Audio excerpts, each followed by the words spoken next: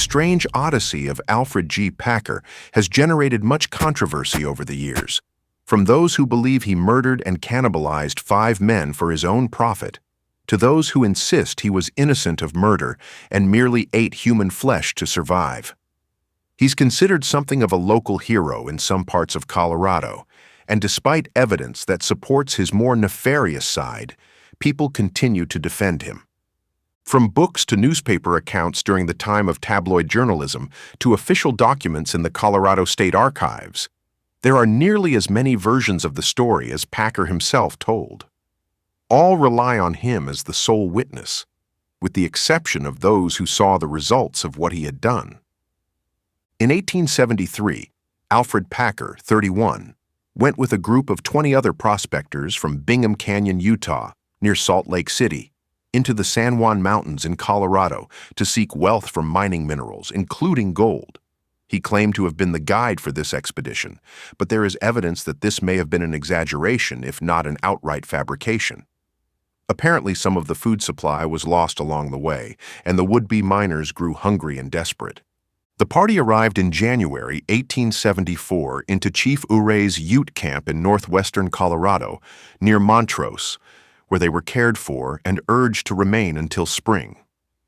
At that time of year, the mountain passes were treacherous, the Ute said, and snow could bury men. It would not be wise to proceed. Nevertheless, a handful of these prospectors could not wait. They wanted to get to the mines before anyone else. 5 of them, frenzied by the prospecting spirit, decided to risk all and continue over the mountains to the Los Pinos Indian Agency on Cochetopa Creek near Saguache and Gunnison. Packer joined them. They left on February 9th. Many years later, Packer claimed that another group of 5 had gone out before them. With a 10-day supply of food for a 75-mile trip, they apparently thought it was 40. The doomed men who left Chief Urey's camp with Packer were Shannon Wilson Bell, Israel Swan, James Humphrey, Frank Reddy Miller, and George California Noon, who was only 18. Aside from Packer, that was the last time anyone saw these men alive. More than 2 months passed, and people wondered where they were. The next event is confusing. Either a party of prospectors came through in the spring and asked about them, sending out search parties, or Packer himself emerged. The popular story has it that Packer came out alone from the winter wilderness and walked into the Los Pinos Indian Agency. It was April 16th. The Colorado State Archives say April 6th. Some witnesses say they saw him in the nearby town of Saguache more than a week earlier. Oddly, when he arrived, he had several wallets in his possession, from which he extracted rolls of money. And although he professed having gone for more than a day without food, he asked for nothing to eat. He just wanted some whiskey. He mentioned that he'd hurt his leg and had fallen behind, so he was not sure where the others from his party were. He had expected them to beat him out of the mountains, but the prospectors had not been seen. People who listened to his tales at the saloon thought that he'd taken the dead men's possessions. Then, an Indian guide walking along the trail found strips of meat, which turned out to be human flesh. Packer's tales began to sound like outright lies. From all appearances, he had killed the others, survived off their meat, and enriched himself with their assets. The pressure was on to get a coherent account out of him. About a month after he emerged from the wilderness alone, Packer admitted that he knew what had happened to the others in his party, and he was willing to provide details. On May 8th, his confession was given and signed under General Charles Adams's supervision at the Los Pinos Indian Agency. Right away, poor weather conditions hindered the party's progress, Packer said, and their supplies eventually ran out. Streams and lakes were too frozen or treacherous to fish, and wild game was scarce. They could not turn back, but they were not optimistic about going forward either. Since they were already starving, their situation looked bleak. Packer's statement to General Adams indicated that the other 5 men had died at various stages of their journey, either as starvation overtook them or as they were killed in self-defense from one another's hunger-maddened attacks. Ultimately, The bodies were found at various places along the trail. Israel Swan, being the oldest at around 65, died first, about 10 days after the group departed, and the survivors had all taken pieces from him to eat.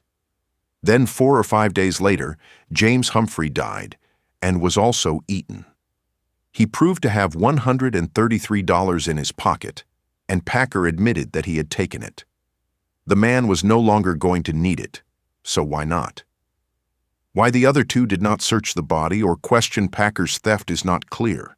The third man to die, Packer referred to him as the butcher, was Frank Miller in an accident that occurred while Packer was searching for wood.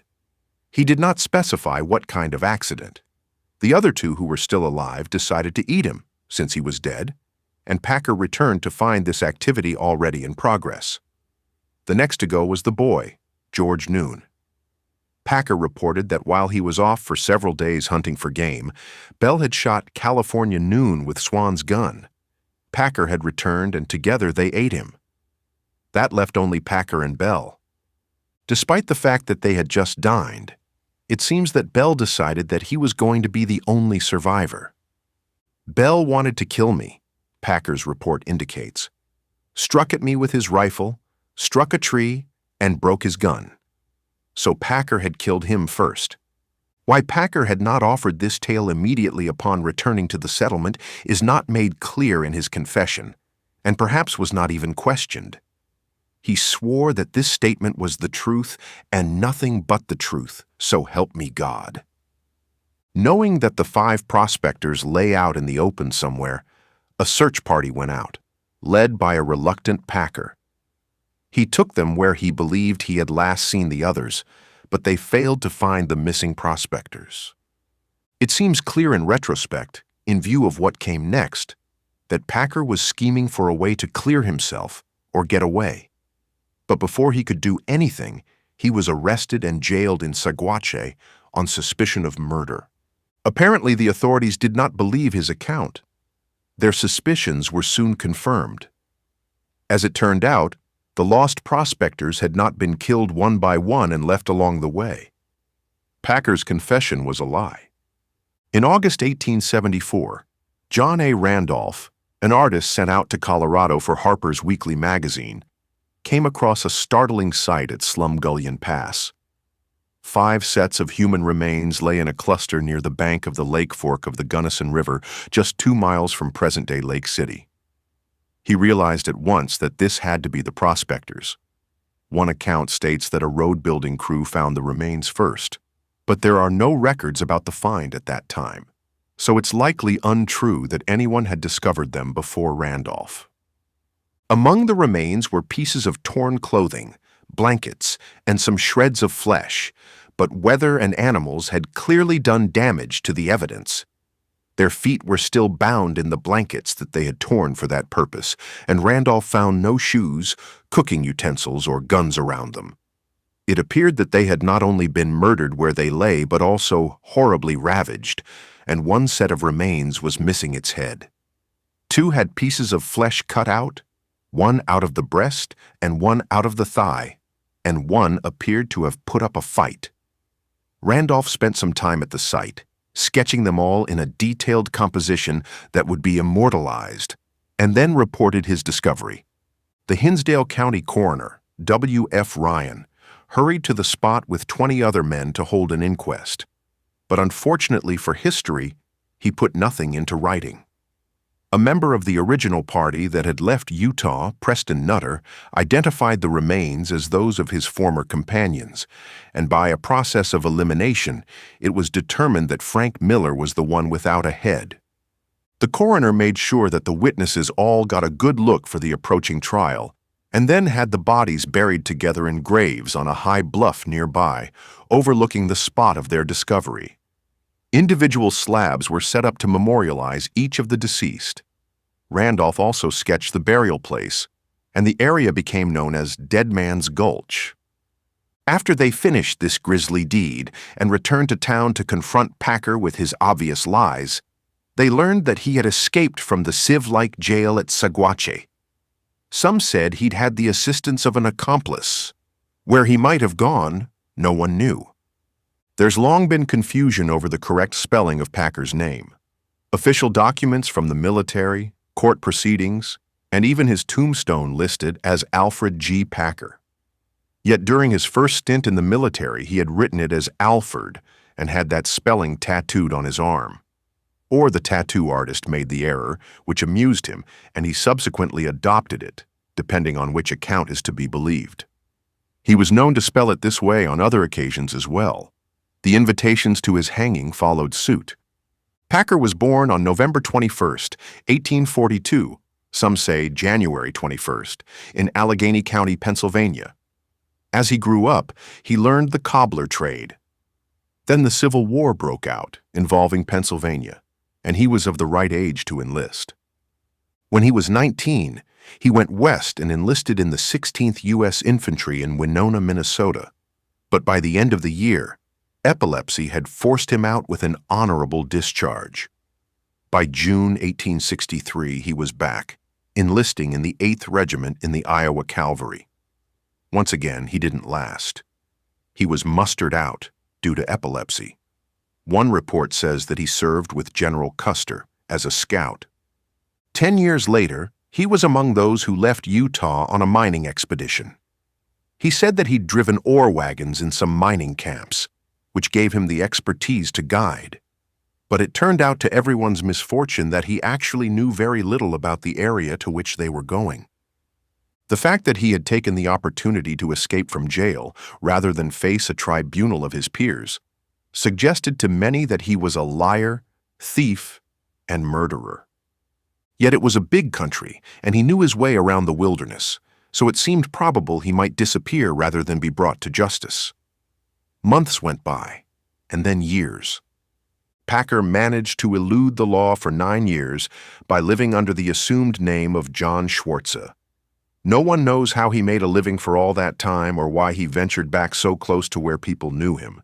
But finally, in March 1883, Frenchy Cabazon, a former member of the original party, recognized his laugh in a saloon in Fort Fetterman, Wyoming.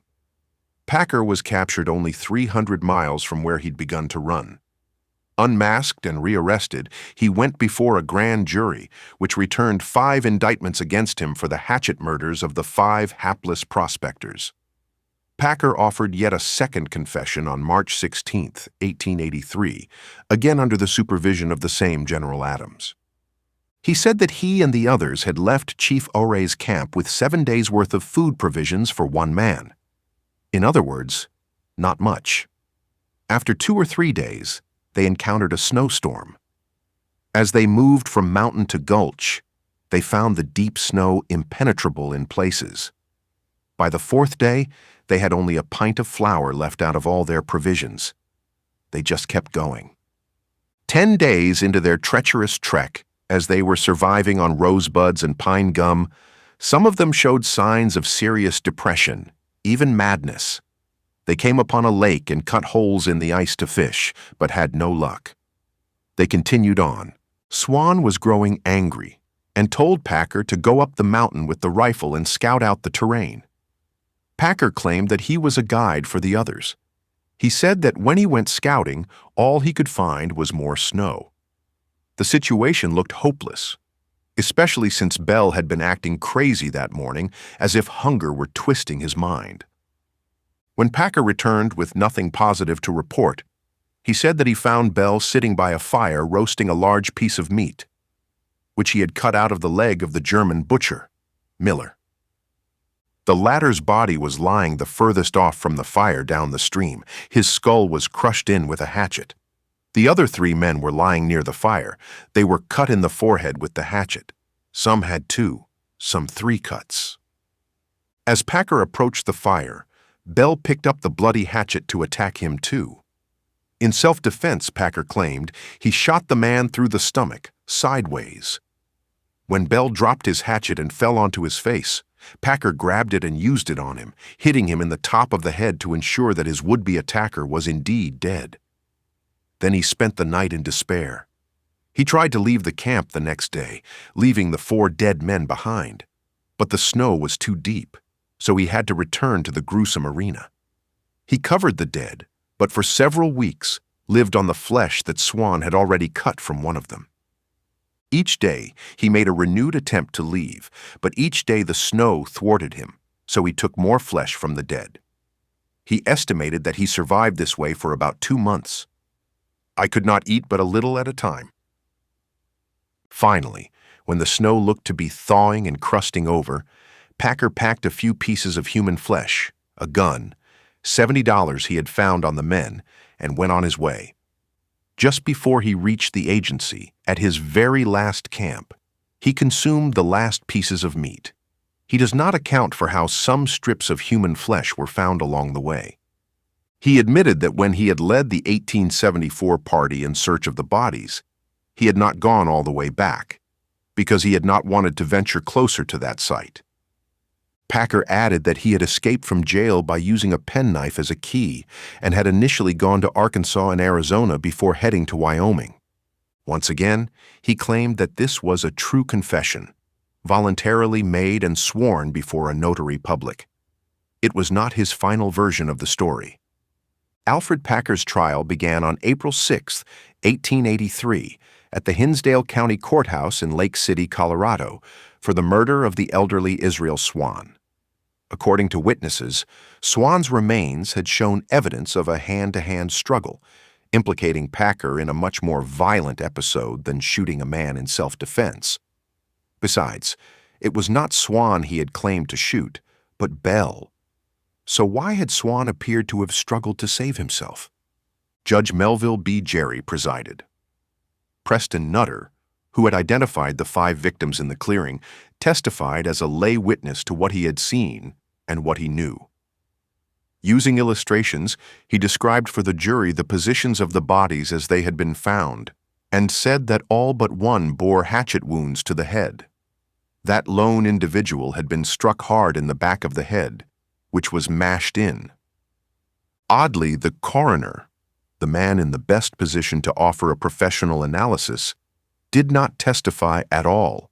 He wasn't even called to do so, since he had never recorded his observations of the condition of the remains. There was nothing in writing about the details to which the court could refer. In fact, no one who was experienced in criminal investigation testified at this trial. It was mostly a matter of who the jury would believe, and no one was a true eyewitness of the events save Packer himself. When recalled later in the trial, Preston Nutter described a hole he had seen in a bone severed from one of the bodies, and in his layman's opinion said it looked like a gunshot wound. He also described how the clothing of the deceased men had been cut and ripped up. He offered no explanation as to what he meant. Taking the witness stand, Packer defended himself for more than 2 hours, and in the process told several significant lies. He lied about his age, the nature of his military service, the fact that he had enlisted twice and been discharged twice, and the cause of his epilepsy, which he said had resulted from walking guard duty. Addressing the issue at hand, he denied any blame in the deaths of most of the party, but he admitted that he had shot and killed a hatchet-wielding Wilson Bell in self-defense. He also spoke of the deaths of the others and said that some of those who had survived longer had eaten the others to stay alive, a direct contradiction of his second confession, in which only Bell had done this. However, when all of this gruesome activity allegedly had occurred, Packer himself had been scouting for a trail or for food. He returned to find human remains already boiling in a stew pot, although he did admit to taking meat from the bones of 2 of the deceased, Bell and Miller, to stay his own hunger. Because he'd offered several versions of his experiences at different times and had admitted to taking the victims' belongings and money, despite his superficial patter, things did not go well for him. Worse still, on the witness stand, he was quarrelsome and flippant. Some of his fabrications were transparent attempts to save himself. Like most liars, Packer believed he had made his case with his detailed presentation, but the jury did not accept his version of the tale. On Friday the 13th of April in 1883, 9 years after he had emerged from the wilderness, Alfred Packer was convicted of the premeditated murder of Israel Swan. Legend has it that Judge Jerry then pronounced the sentence as, "Stand up, you voracious, man-eating son of a bitch, and receive your sentence." When you came to Hinsdale County, there were 7 Democrats. But you, damn you ate 5 of them. I sentence you to be hanged by the neck until you are dead, dead, dead, as a warning against reducing the Democratic population of this county. Packer, you Republican cannibal, I would sentence you to hell, but the law forbids it. What Jerry, a literate man, actually said, according to court documents, was, "Close your ears to the blandishments of hope. Listen not to the flattering promises of life, but prepare for the dread certainty of death."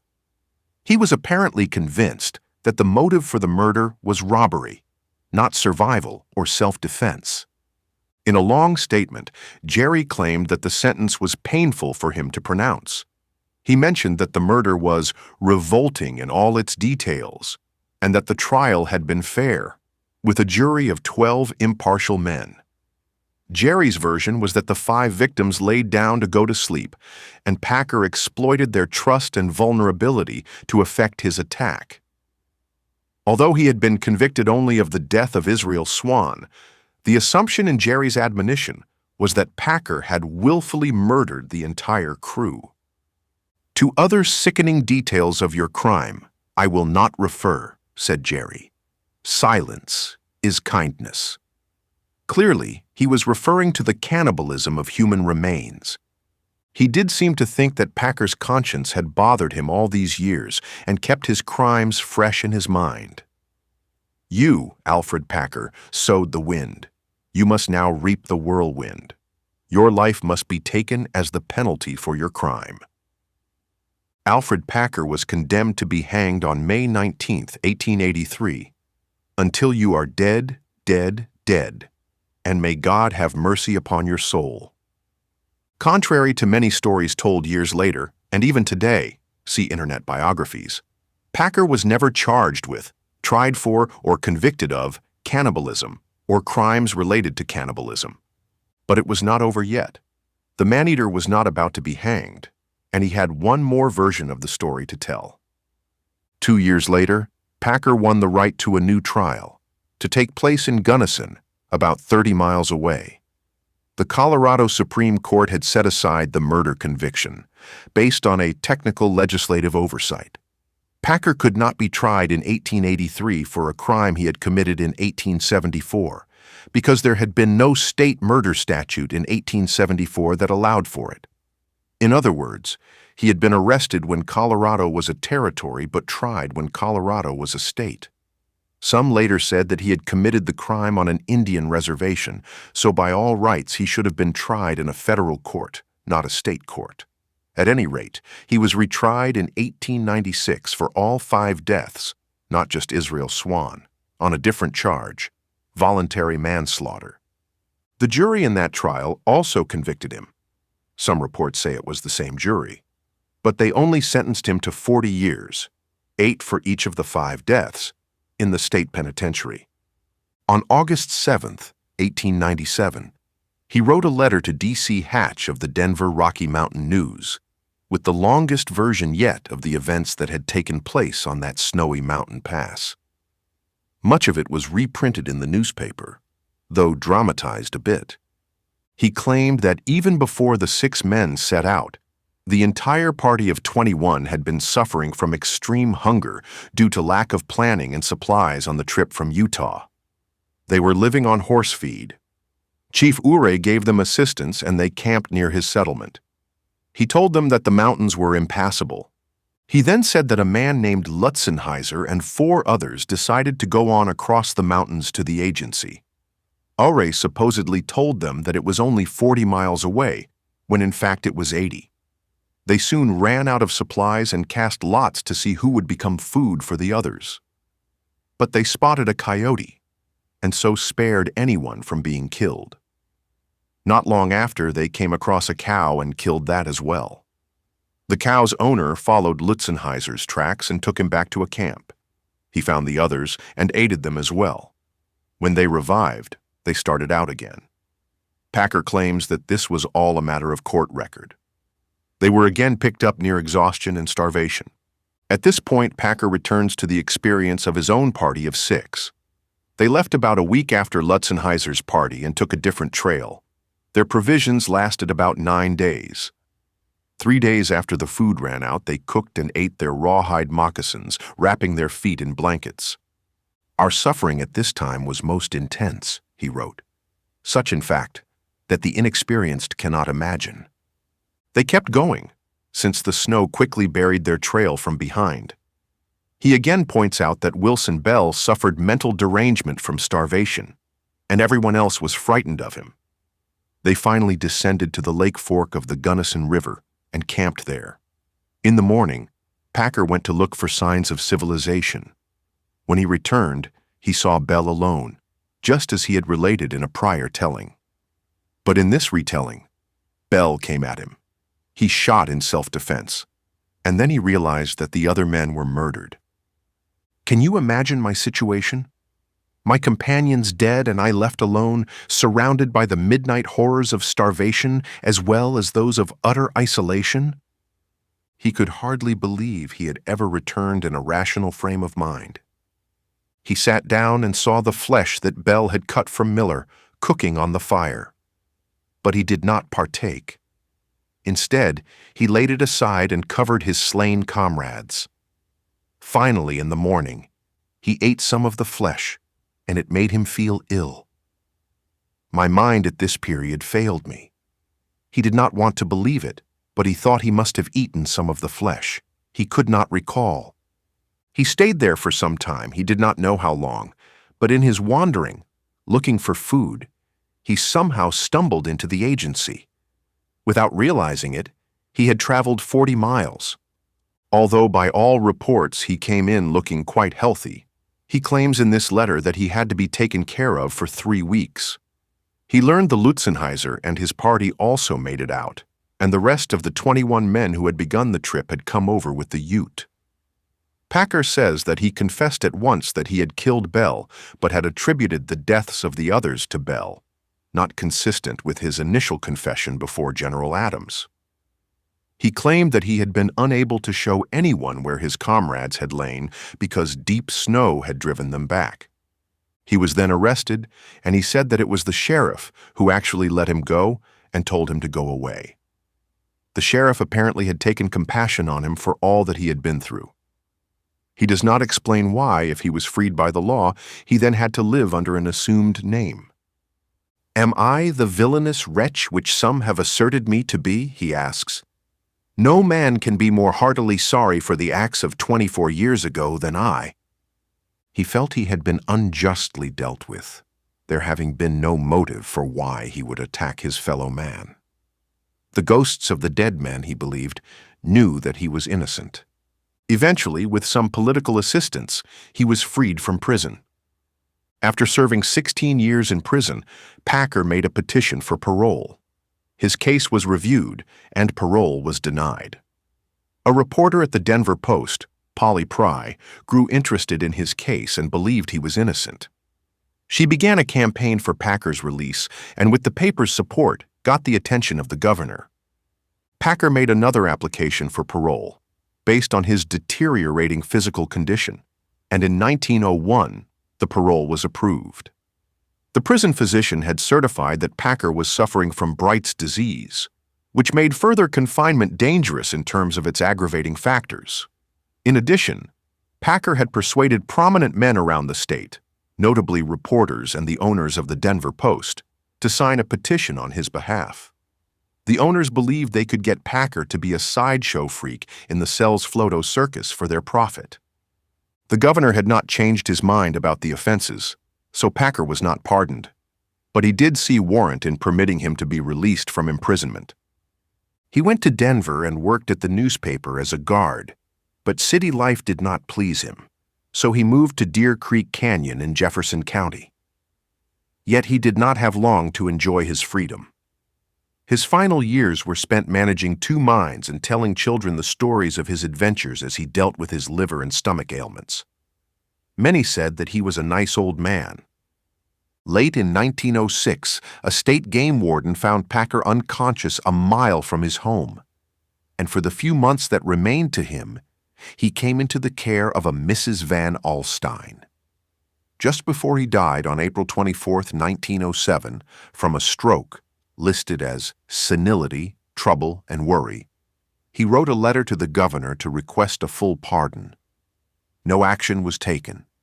Buried in Littleton, Colorado, at Prince Avenue Cemetery, Lot 65, he had, and continued to gain, many supporters who believed that he was a victim of circumstance and had killed other men because he was starving, although at both of his trials he himself had eschewed this claim.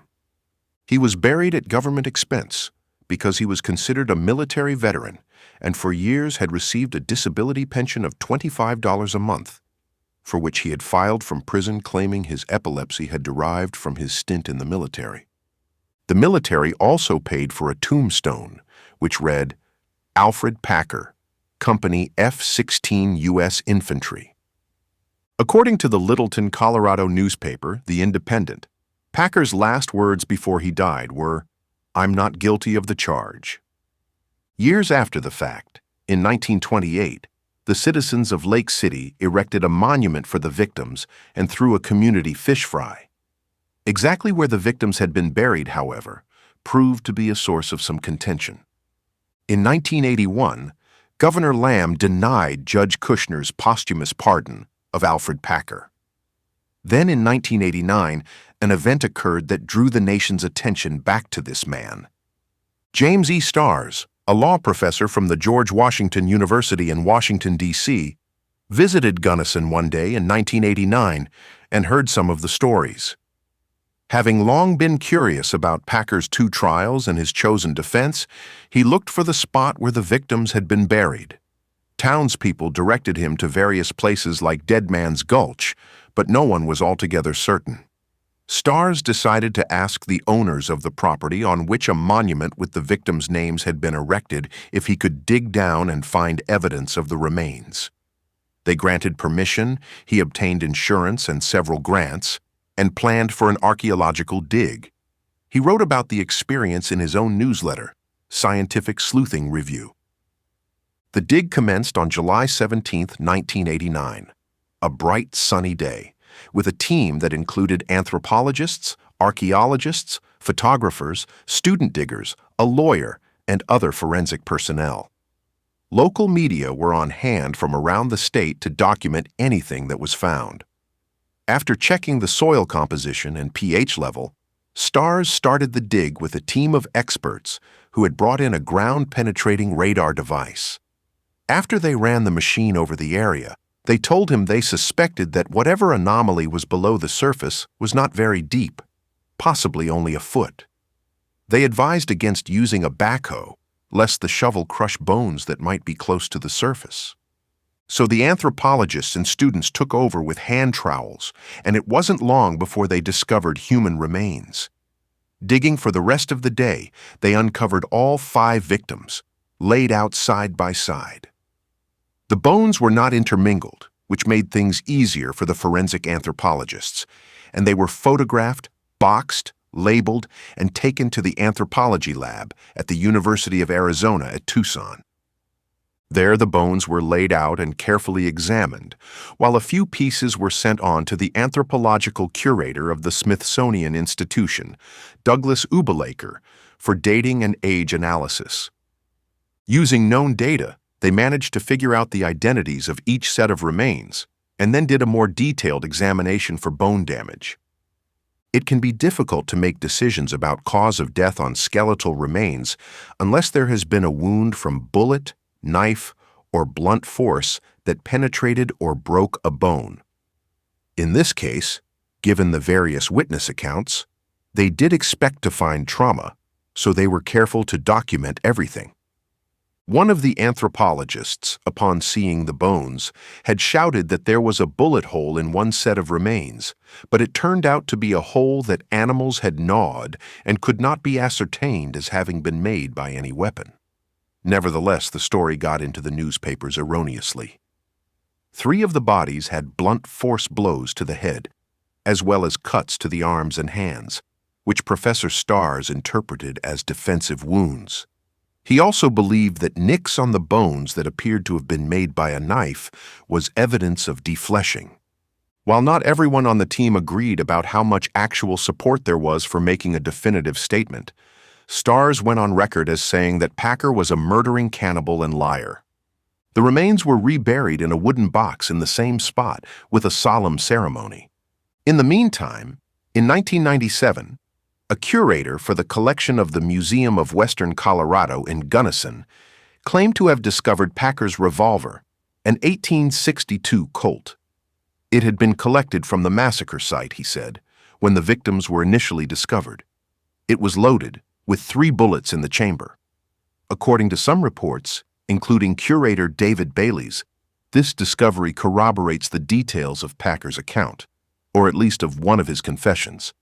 Starrs disputes that Packer owned such a gun and says there are no records that a revolver was recovered when the victims' remains were found.